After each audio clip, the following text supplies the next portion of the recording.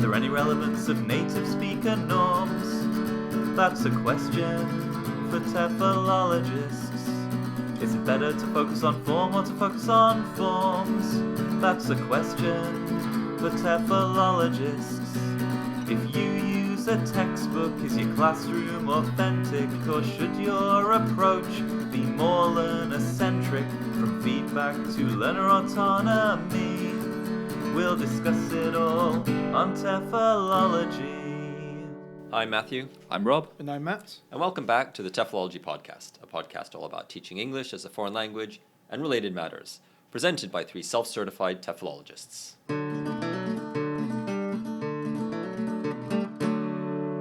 TEFL News. I'd like to talk about an article that was recently in The Guardian. I think it's been shared a lot on social media, so maybe some of our listeners have read it. The title is Behemoth Bully Thief, How the English Language is Taking Over the Planet. Either of you read this? Again, I've only seen it linked to on social media sites. Yeah, it's brand new. I think it just came out yesterday, maybe, as we record this. So it's by Jacob Mikanowski, or Jakub Mikanowski, perhaps. I don't know. I think he's Polish, as he explains later in the article. So it's a long read. It's in The Guardian, but it's a long read, and he covers a lot of different things. But the basic premise of the article is this idea of, the English language is taking over the planet, and kind of goes back and forth in terms of what are some good things about this, what are some bad things about this, Right. etc. Okay. Yeah. So he kind of starts out by, giving the statistics that maybe we've all read or seen.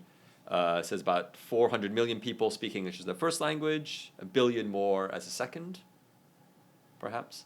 An official language in at least 59 countries, although that number is perhaps growing. And he claims, as many others have, that no language in history has been used by so many people or spanned a greater portion of the globe. I think, obviously, by so many people maybe is indisputable. So he describes it as he describes it as aspirational. So how in a lot of countries it's seen as a golden ticket to worlds of education, business. Calls it inescapable. Again, because of business, the internet, language of science now, whereas in the past, French and German had their go, diplomacy, etc. But he also says, everywhere it goes, it leaves behind a trail of dead. Dialects crushed, languages forgotten, literatures mangled. Something about translation. Kind of, yeah. But yeah, so we'll get on to that. So maybe a lot of the focus, from, as you can guess from the title, is sort of negative about English's position in the world. Right. He talks about how for a long time English, well, for most of its history, English, imported a lot of words from different languages, as we all know. But he references Manfred Gerlach, a German scholar, who in 2001 talked about... So he wrote a book called Englishes, More Englishes, Still More Englishes, and Even More Englishes. Okay. So not just world Englishes, but he's gone all beyond that. So in 2001, he published the Dictionary of European Anglicisms. What do you think that is? So words from English that are used in Europe or vice versa? Yeah, so, yeah. Loan words from English into other languages? Yeah, Is that that's right, yeah. So he looked at 16 European languages, a few of the most prevalent being, I don't know how these are chosen, but last minute, apparently, that term is used in a lot of European languages. Fitness and group sex. Nice. Yeah, you'd think other Europeans would have words for these things already, but perhaps not. He also talks about the gravitational pull, he calls it, that English exerts on other languages in the world of fiction. So this one took me back a little bit. So Tim Parks, the writer and translator, claims that European novels, he says, they're becoming basically the way that European novels are being written in their in French, Spanish, Italian, etc., are changing because of this prevalence of English. He says they use a kind of denatured international vernacular. They have fewer country-specific references, and they avoid kind of wordplay or grammar that's difficult to translate. Right. Do you think that's something that could be happening? I don't read a lot of novels. Right. So the way that it's being written is written to kind of suit the English language. Is that what he's saying? That seems to be what he's saying, and that maybe they're written with the translation in mind. They're hoping that their book will be translated into English because that's going to open up a much bigger market for them, and maybe they're writing in a quote unquote English style or a style that suits the English language better. What would that be? I don't really understand. Yeah, I'm not sure exactly either. But one example he gives is avoiding difficult to translate wordplay. Oh, okay. So that kind of thing, perhaps, and avoiding references that are too specific to their own country, perhaps. I guess it's possible, but I also would think it odd that a serious novelist would make those sort of decisions. Yeah, I mean, this sounds like more of an airplane novelist. Right. Yeah, it could be, but they wouldn't be engaging in difficult to translate wordplay anyway. Maybe he's talking about books on group sex. It's more of a right, more straightforward these days. Yeah, I don't know. But I wonder though, that reminds me of how certain books from originally written in like British English, when they're moved to America, they make linguistic concessions for the new audience. So like the retitling of the Harry Potter books, for example. Would that be a similar example? I don't think so, because I don't think J.K. Rowling, when she titled the Harry Potter book, thought, and here's it'll be easy to then give it a new title for the U.S. audience. Right. But do you think that now, if she was writing it now, she might? Yeah, that's a good point, perhaps. But perhaps not. I think she's got more integrity than that. Let's ask her.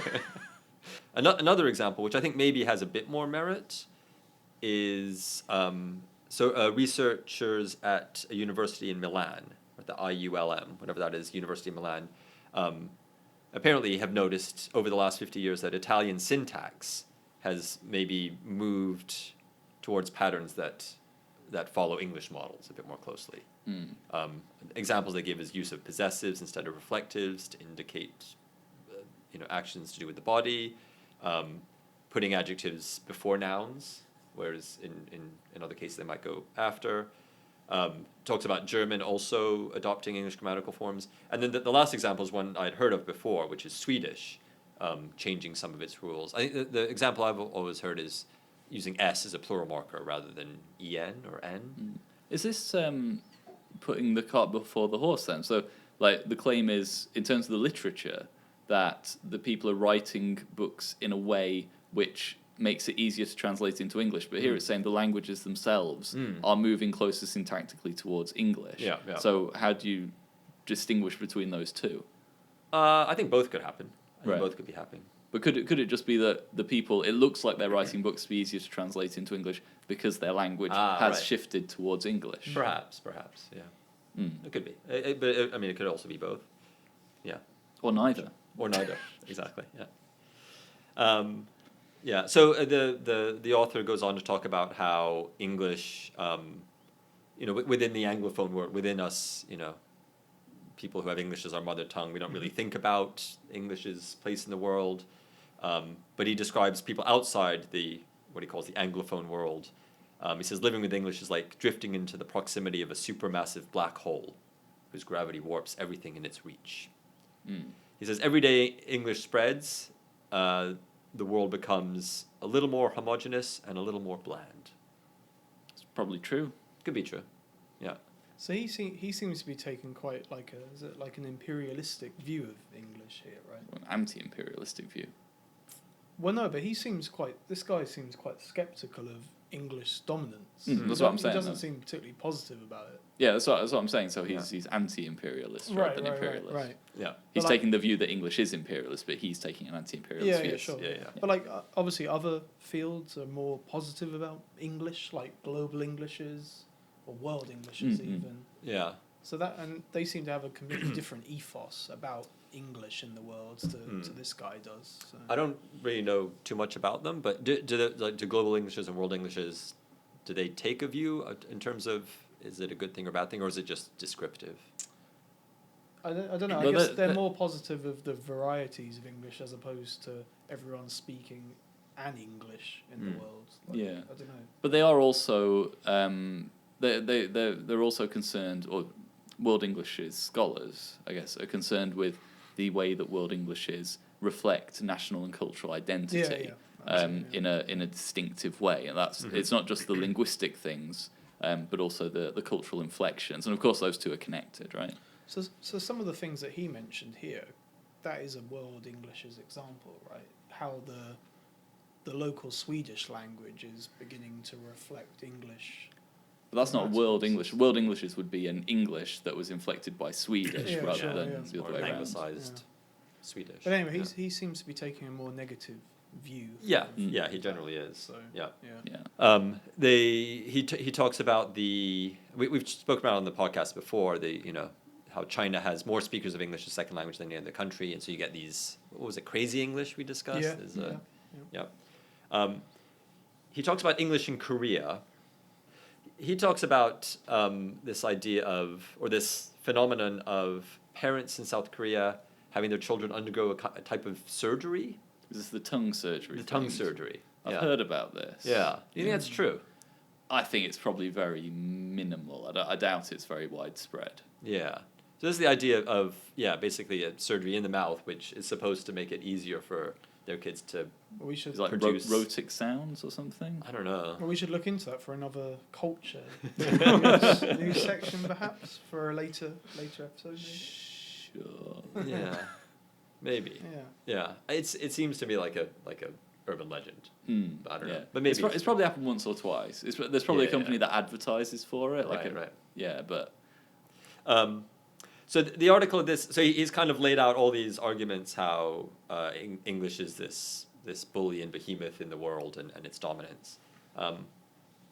He then kind of switches tack a little bit and talks about like what language is and I don't know. This part of the article seems a little less sure. He talks about his personal relationship to English, that he grew up, his mother tongue is Polish, and then which he learned from his parents at home, and then I'm not sure if he moved to the States, but he said he learned English at school in Pennsylvania, but he always had this kind of dual identity and these issues with English. But he talks a lot about languages as I don't know. It kind of goes back and forth. He almost like he wants to have it both ways, but he's not quite sure. The idea that some languages are better for communicating certain ideas, and that some languages sound, the poetry sounds better in some languages, and those kind of things. Right. Which is always a little bit maybe thin ice or dangerous ground to walk on. Yeah. So I mean, I think this writer is not perhaps a linguist. He's done a lot of research. He's got a lot of interesting information, but perhaps he's not a linguist himself, which comes through. He finishes by kind of talking about how, I think he wants to get across this idea that English maybe has too much global power, and talking about some of the political issues with it. He also connects it to this idea of language death and all these languages that are going extinct. Do you think English has any responsibility to bear for that? Yeah. No. I think we've discussed that in the past as well. We have, yeah. Well, I mean, I think David Crystal's Language Death is quite a good book to read if you want to learn about that. But I think I read it several years ago, but I think he attributes English as one cause. Yeah, perhaps. Yeah. So he says, with this onslaught of linguicide, he proposes, and he knows it's maybe not very realistic, but he proposes, American and British school children, maybe learning, being asked or making it part of the curriculum for them to learn other languages more. Do you think that would help at all? I think it would be a good idea. I mean, we've talked again about how a lot of languages are being they're losing popularity or being stripped from the curriculum. So I think it's kind of fair, and it's probably a good thing to do. Yeah. But they're always going to be learning other languages with English being the dominant one. So until that changes, then English is always going to be the kind of the arbiter, the overseer of all languages in the world, with the others being secondary to English. So until they until schools reassess English's position, then I don't know. But it depends on your relationship to English, right? I mean, even if English is the globally powerful language within your particular community, it wouldn't necessarily be. There'd be another local language that's more important. Like, as you said, lots of Chinese people are learning English, and obviously it's a very important language, but it would be subordinate to like Mandarin or whatever their first language is. And I've read about, I've heard about schools or schemes where they have bilingual education, and so maybe even like, for example, in the States, kids who don't grow up with Spanish at home, but they may end up in a school where half the classes are in English and half the classes are in Spanish, which I think is maybe a nice thing to promote other languages within a country. Right. I don't know. I think there's a lot of flaws in the article in terms of he presents a lot of different angles. But like I say, he's gathered a lot of interesting information. Maybe not all of it 100% accurate, not all of it fitting one argument or the other. But it is a nice thing to think about. Once again, this dominance of English. So we'll end there for this episode's TEFL News.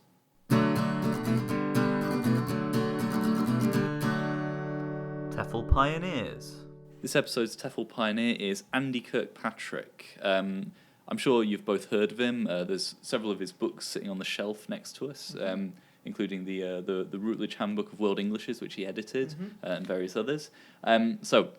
As maybe you can guess from that title, he's an expert in world Englishes. Right. But he's dabbled around in language teaching, in different foreign languages, in contrastive rhetoric, and so on. And today I just want to give a sort of a brief overview of his life. So this overview, this section is based on the chapter that he wrote for the book Becoming and Being an Applied Linguist, edited by Rod Ellis, which I think we've talked about before on the podcast. His was one of the more engaging chapters because it was more written as a biography rather than as a list of research that the person had done. So I thought it would be quite an engaging story for listeners.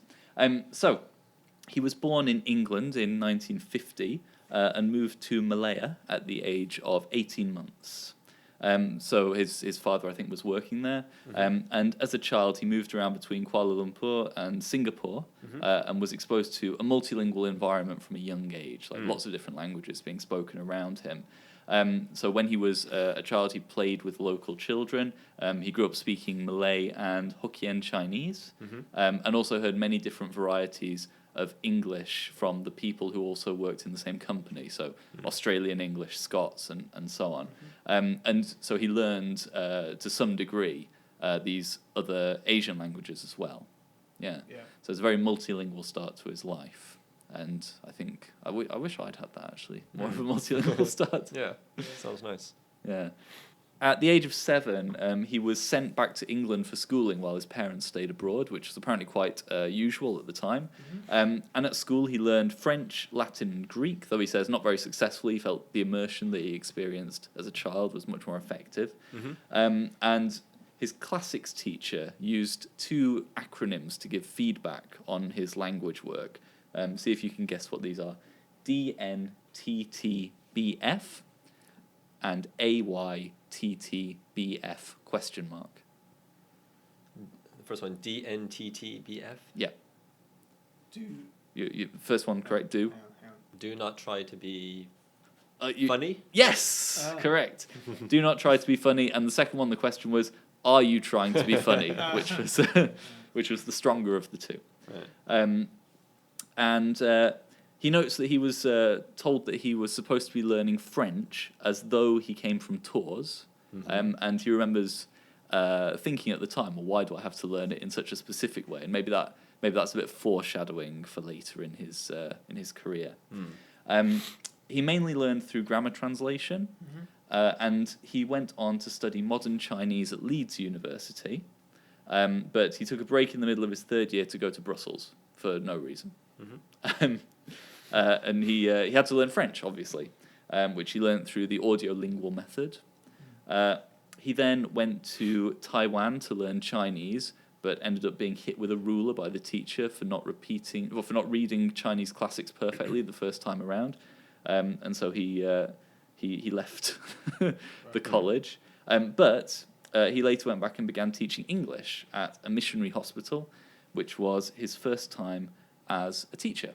And he later went on to also teach English in a small rural primary school. So how old was he when he started teaching English? So this would be in his 20s, about 25 maybe? Right. Yeah. So he eventually returned to Leeds and completed his degree. It took him 7 years to complete his 4-year degree. And was also, after that, awarded a scholarship by the British Council to travel to China to learn Chinese in 1976. And quite an interesting story. Shortly after he arrived in China at the language college, Chairman Mao died, and the teachers decided that, as a result, the only text they would use to study Chinese for the foreseeable future was the official proclamation of Mao's death. Right. Yeah. He said it was very somber in the classroom, and in fact one student developed such serious depression they had to be repatriated. Wow. So eventually he was assigned to Fudan University in Shanghai, which was known as the headquarters of the Gang of Four, which I'm sure you know about. Not the punk band of the 1980s, but rather the group that were fighting against the interim Prime Minister. Yeah. Were they related to like the Tiananmen Square? That was later. This is in the 1970s. Oh, right. But yeah, so as such, a lot of the officials in the university were very stressed and very worried all the time. And actually, the president of the university committed suicide by jumping off a campus building. So fun times. So he started teaching English properly at the British Council in Hong Kong, and he said that this was actually the most rewarding job that he ever had. He was asked to teach a course for the Royal Hong Kong Police, which involved following them around on the beat, and listening. Right along. Yes, exactly. Yeah, and the purpose of this was to try and find what the communication problems they were having were, and this is where his interest in contrastive rhetoric between English and Chinese came up, because he found that there were certain things to do with the order of grammatical items in a sentence, which was normal in Chinese, but when you translated it into English speakers found it very annoying, right? And so this was something they actually went on to study for his PhD. But before that, he went to York University and did an MA in ELT and linguistics. And after that, he moved to Singapore for 4 years and designed ELT methodology courses for secondary school. And also, have you heard of these textbooks? He wrote a series of textbooks called Interlinked. No. I mean, there's like interchange. I don't think they're connected. Into something. Yeah. Not interconnectors. No. Did you say that, or did I? Interlinked. Oh, you said But it's the same thing, isn't it? Yeah. Well, the reason that they were called interlinked was because at the time all of the skills were taught separately, and this was a course that was meant to connect all the language skills together, so they were interlinked, right? And so that was where the name came from. This was in the 1980s, and in 1984, finally, he started publishing academic articles. So he started his academic career quite late, and he says his gestation period as an academic from this point, from 1984, so at that time he's 34, it took him 15 years to become what he would call an academic, so getting to the age of 50. Right. So in 1984, he moved back to the UK briefly and then went to the Institute of Education in Rangoon in Burma. He did teacher training there for a while, but it was during a period of civil unrest against the junta, during which 8,000 people were massacred by the army and police. So he decided to leave. Yes, it was probably a sensible decision. So So he later taught on Trinity certificate and diploma courses, and he says, and I think this is good for us who've taken Trinity courses. I did a Trinity certificate. Yeah, shut up. But then I did the real diploma course. Well, he says that he developed great respect for the Trinity courses and that the diploma is particularly challenging. We've both got a diploma, so... Challenging compared to the certificate. Get out of here, Delta boy. Have you got? I didn't know you had Delta. Yeah. Yeah, he's got a Delta. Yeah. Yeah, sitting in And his... a Trinity certificate. Scum. Sitting in his ivory tower. The Trinity certificate, I've heard, is probably about as difficult as the Delta. Is That's that what right? I've got the Trinity. I've got the whole set. Oh, really? The whole Trinity You set. stuck to it. Yeah. Yeah, I've got a CELTA and the Trinity diploma, Okay. so, Right. you know. At one Reverse. point, you were going to do a Delta as well, just to see what the. I know. I didn't What do the that. difference was. Well, yeah, because I got annoyed that I'd tell people I'd done the Trinity diploma and they went, "Oh, but are you going to do a Delta?" And Really? so and so I thought, well, I might Uh-huh. do it. Make you shut up, but I didn't. So anyway, after this experience teaching on Trinity courses, he moved to Australia to take a PhD in contrastive rhetoric between Chinese and English. So building on his work with the British Council, and this was at the Australian National University. So after completing his PhD, he received a grant to study the use of English as a lingua franca in ASEAN, A-S-E-A-N, I'm not sure how to pronounce that, which is in the book just up there, English as a lingua franca in ASEAN. And he also took up a post at Curtin University in Australia, which I think is where Rod Ellis is now teaching. And he also published his 2007 book, World English's Implications for International Communication and English Language Teaching. And that brings us almost up to speed. In 2006, he moved to the Hong Kong Institute of Education as professor and head of the English department, and he helped set up MAs in teaching English as an international language and also teaching Chinese as an international language. So that's his career very quickly. He ends with two messages. What do you think those two messages are? Two takeaways from his career. Try to grow up in a multilingual environment, if possible. Don't try and be funny. Don't try and be funny. was that the acronym? So yeah, pretty much. Yeah. Well, the first of them was there's no need to rush into academia. Yeah. Because he was able to, move into academia at his own pace, and he did lots of different jobs before that. But do you think that's realistic for most people these days? Well, I don't know. I mean, you guys are relatively young. Do you feel like you rushed into academia? Yes. I don't think doing a PhD necessarily means that you're in academia necessarily. Like on the other side, you might just. Do you feel like you're rushing into academia? To some extent. Do you feel like you're trying to fast track your way into academia?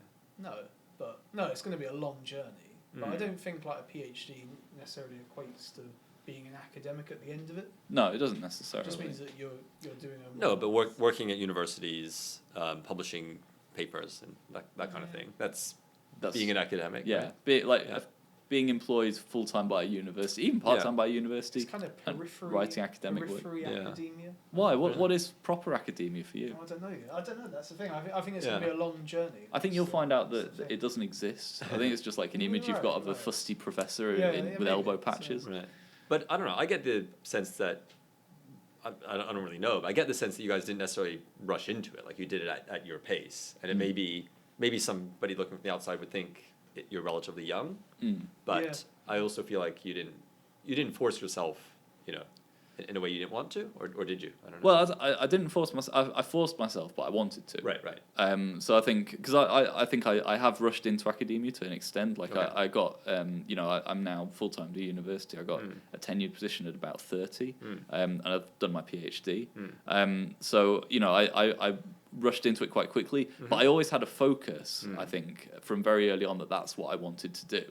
And I know lots of people now who are in their like their 40s or even older who are starting their PhDs. And I also know that universities I don't know if it's true around the world, but here in Japan, there are lots of universities that are saying we're not hiring people over the age of 40 for tenured positions.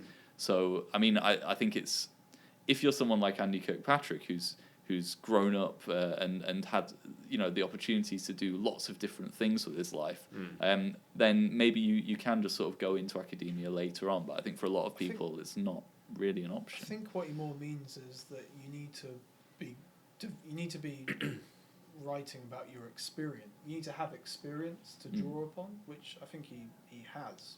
Maybe that's kind of more what he means. Like, you need to have a richer life experience before you can truly make that an academic pursuit or turn it into an academic outcome. Well, maybe I don't know. That kind of connects to his second message. His second message is that changes of scene can be immensely rewarding. So obviously he moved around a lot in his career.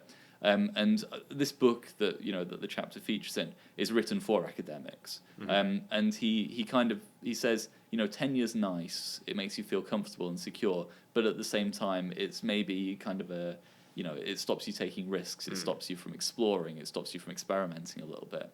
And obviously he didn't do that. He's been all over the world. He's done lots of different jobs. And he's obviously an extremely notable scholar now as a result of that. So yeah. But I mean, we haven't really moved around very well. You have, I think. You, Matt, we haven't moved around very much. We've been in Japan the whole time. What do you think as someone who's had more changes of scenery? Do you think that do you think it was immensely rewarding? Do you think you're better than us? Do you? Just because you got a delta. That alone, yeah. I don't know. I mean, I did it because it's what I wanted to do. I enjoyed. And what I was sort of almost always aiming for was somewhere between, friends of mine who were backpacking and, going somewhere for a couple of weeks or a month and then moving on to the next country. I didn't really want to do that. I wanted to spend a bit more time in the countries I went to, so I'd usually say like a year. Right. But, a year isn't that long, actually. But I was glad I did. But at the same time, I wouldn't tell anybody that's what they have to do. Right. If they come to Japan straight after university and find a challenging and rewarding life and career here, then why move? Yeah. Well, anyway, I think our listeners can decide for themselves which of those messages they feel are applicable to them. But that is this episode's TEFL pioneer, Andy Kirkpatrick.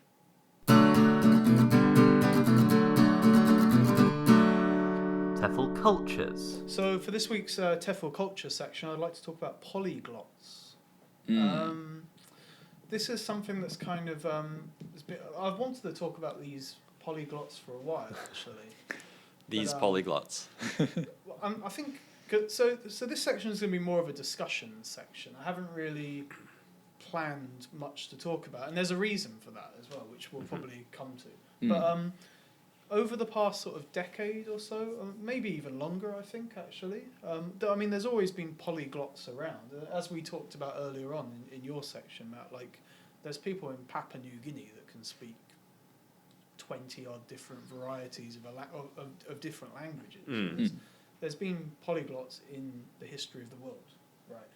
But there's a new group of polyglots that are quite recent, and I think along with the development of the internet, they've kind of cornered an area of the internet in recent times, with other kind of internet phenomena, such as like Ice bucket challenge people. Not like that, but like ASMR videos. That's right. Yes, I do. And so that's a group of people, ASMR artists, but there also seems to be a growing group of polyglots. These kind of hyperpolyglots. Hyperpolyglots, yeah. So I want to talk particularly about that group of people today, or have a discussion about them today. It sounds like something you go to the doctor for. Sorry, you've got hyperpolyglottism. I think yes. So I think before we start, we've covered a similar topic before, like the topic, I think a few years ago we talked about accelerated learning. So the idea that you can master a language in a short space of time through the rapid practice and sort of heightened input. That's kind of what it is, right? And a lot of the things that polyglots say seem to kind of fall in line with this. So just to begin, I've written a few questions for you both to sort of get a discussion going, but how would you describe like recent portrayals of polyglots? What do you know of polyglots? or hyperpolyglots? I don't know a lot about them. I mean, I'm not one of them, and I'm not going to be one of them, and I don't think their advice would work for me. So I don't pay much attention to them. I know that there are ones who have like their little gimmicks, you know, and maybe that's like a method that they use for learning, or maybe it's a claim how fast they can learn the language, like that Benny the Irish polyglot guy. And you know, we've got a friend who's a bit of a hyperpolyglot who sells services. Sells services. He does. Well, so. This is this whole idea of they're selling like things that have worked for them as successful language learners. Yeah. But they're kind of selling it and commodifying it as if you do what I've done, you'll become a successful language learner. So I'm very skeptical of that kind of person. Yeah, I mean, obviously it's a very difficult thing to become, you know, even sort of adequately fluent in a foreign language in a short space of time. Yeah. So, you know, if that's what these hyperpolyglots are doing, if there was a trick to it, you know, we'd all be doing it. If there was something obvious. So maybe their brains are wired a certain way that it's easier for them. So any tips they have are not really going to be useful for the rest of us. Yeah, and maybe also if they're engaged in constant, you know, rapid fire language learning, then probably they've picked up certain techniques which do sort of work for them. But that doesn't mean it's going to work for everyone else. It's the same as if you do any task over and over again, you'll get, you know, certain techniques and things. Like if you practice throwing balls at different objects, you'll pick up certain techniques which might work for you, but it doesn't mean that you know everyone else is going to have to start different size balls. You mean? Yeah, everyone else is going to have to start from that beginning points again. They can't learn your muscle memory or whatever. You know? Yeah, so perhaps. So that was one of my questions. Do you think these polyglots are kind of creating a false sense of potential? Yeah, I mean, to be honest, like a lot of the ones that you end up seeing, you know, videos on the internet or that kind of thing. Yeah, I mean, they feel no different to, you know, speed learning or, you know, all these kinds of things where it's just a gimmick and so, not really relevant to actual language learners. So one of the reasons I found it hard to kind of research into polyglots today is because if you type polyglots into like Google Scholar, you'll get lots. That's how we do research for the show. Not just Google Scholar, but any kind of database. You'll get loads of like historical accounts of like polyglots in history and that kind of. Yeah. But then if you type it into Google, you'll get like, here's 7 things you need to know. Yeah. So there's a lot of clickbaity stuff. So I mean, I even doubt some of the, you know, you see videos of people just like cycling through 30 languages, and I like, could they actually have a meaningful interaction in all of those languages? Maybe not. And I think like those historical polyglots, they're probably people who, you know, like Andy Kirkpatrick, they probably were in certain circumstances that meant that they had a lot of chance to use those languages. And they probably also liked languages and studied languages. I mean, there wasn't like YouTube to distract them, so they could have just focused on studying. Yeah. So there's a couple of things though. Like I think like this recent polyglot trend, it seems to be a particular type of person. It seems to be a white male from an English-speaking country. That's what most of them are that I've come across when I looked on a few. But you were videos. searching in English, right? Yeah. I don't know. It seems very egotistical. Like they seem to be taking it on as, look at me, I'm learning all these languages. But there's not a lot of, I don't know. Again, I don't see the practicality of that other than for themselves. You know. Yeah. So, well, maybe not even for themselves. It sounds to me like it falls into a similar category to like a lot of those people who set themselves challenges, you know, like a 30-day gym challenge or whatever. There's a lot of, you know, time limit challenges that people do these days, and they can be on lots of different subjects, and these people do it with languages. And that's fine. It's good. I think, you know, learning languages is self-improvement to an extent, probably keeps your brain working quite sharply. The only issue I've got is if you then try and sell it as a method to other people. Yeah. There's what's showing up on my Facebook feed a lot at the moment is a video of a TED talk. Yeah, well that's what I saw too. Yeah. So, that's kind of what sort of. And basically, like somebody saying, "Oh, like I've figured out how to learn languages." Do you guys have the same Facebook page? Because you've seen all the same videos and articles, and I haven't seen any of these. There was something else that you said earlier on. So, like this idea of that they're fluent, this idea of being fluent in a language. So I wonder, like, what's a polyglot's concept of fluency versus an SLA fluency? Because I think they'd be two different things. So there was a thing on Twitter recently. I think it might have been Russ Main who linked to the Fluent in 3 months webpage, and he linked to the Wikipedia page for that, and pointed out how the Wikipedia page was just a list of descriptions of how the guy kept setting himself 3-month challenges and then failing them. So he said, "I'll be fluent in this language in 3 months," and then wasn't. But that guy had a specific definition of fluency, which was something like to be able to, I can't remember exactly now, but it was something like to be able to convince a native speaker that you are a native speaker, or something like that, for a certain amount of time. And I think is the one that he considered the most successful maybe was when he convinced someone that he was a native speaker for about 30 seconds. Because a lot of these people say that they're fluent, and if they really are polyglots, I mean, to what extent do they really know that language that they're speaking? Because we're all relatively fluent in Japanese to a conversational level, I guess. I mean, the word fluent in the generally kind of understood meaning of fluent is almost like a native, somebody whose mother tongue is that language. And so when you talk about, are you fluent in this language, they mean like, do you speak it to a very, very high standard? I get the feeling with these internet polyglots as they're kind of teaching people how to hack a language, how to come across as being fluent. Right? Yeah, perhaps. But I mean, if you're coming across as being fluent, then isn't that the same as being fluent? Well, I mean, so do you remember Paul Nation? He gave a presentation once about how you only need a certain number of words to kind of operate in a foreign language, and he talked about when he went to Bali, he learnt the local. I forgot the name of the language. It would be Balinese, Javanese, is it? I don't know. And he said he learnt like 50 words. He memorized them, and then when he got there, he used them. And people were really impressed, and they thought he was right. So I wonder if it's a similar thing to that, where they're just they're getting the core basics could be down. But then that's just like survival, English or French or whatever. Yeah. Yeah, I mean, like, so Nation, he has these lists of phrases that he says, like, if you memorize these, then you'll get by, but sort of, on holiday and going to shops and restaurants and stuff. Well, our polyglot friend, he told me when I found out that he could speak several languages, I asked him how he did it, and he told me that he had a rule for how he learned grammatical structures, like an order, and he started out with comparatives and superlatives. That was his first point, like before everything else, start out with comparatives and superlatives. So I guess people have ways of maybe figuring out what's going to serve me best and what's going to sound like what's going to make me sound like I'm fluent. What's a something that sounds complicated but it's actually quite simple.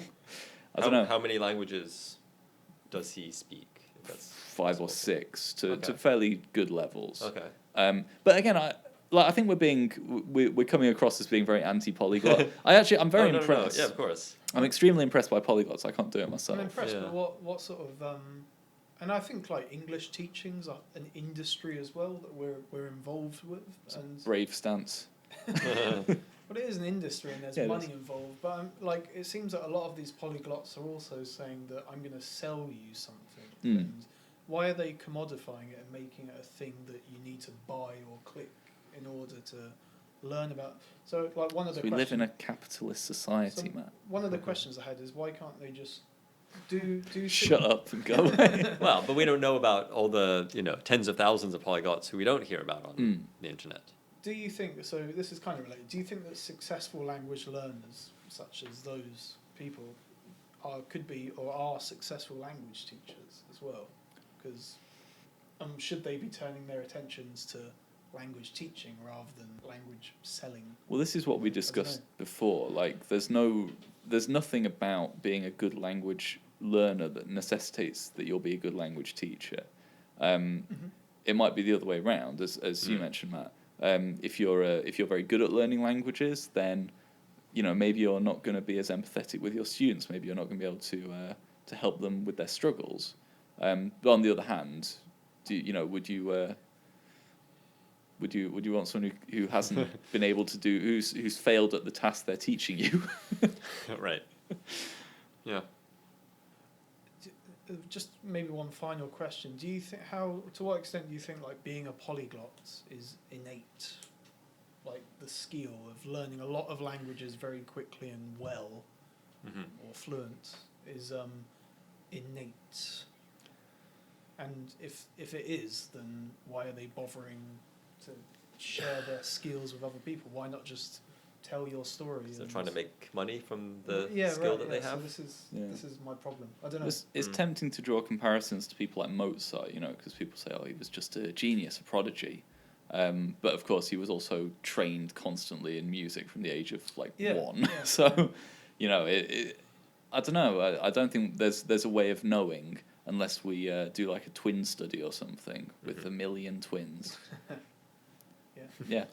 So anyway, polyglots, if you're out there, we'd love to hear your response. In any of your languages. No, in English.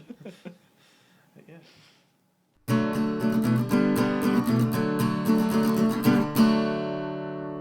Thank you very much for listening today. If you'd like to get in contact with us, please send an email to TEFLology@gmail.com. You can also visit our website, TEFLology-podcast.com, where all our previous episodes are archived. We have a Facebook page, which is just the TEFLology Podcast, and you can follow us on Twitter @TEFLology. If you've enjoyed the podcasts, then please consider writing a review on iTunes or whatever your preferred podcasting platform is. And we also have an ebook, Podcasting and Professional Development, a guide for English language teachers, available on all good Amazons. So it's goodbye from me. Goodbye from me. Goodbye.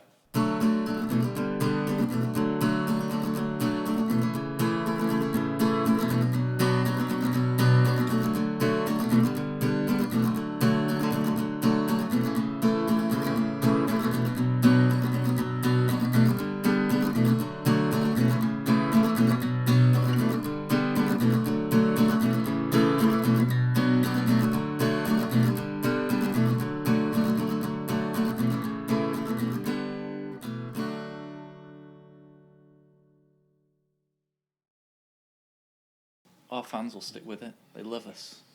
Both of them. I just want to check that it's still... Yeah. I think it's on, yeah. Yeah, that's probably fine.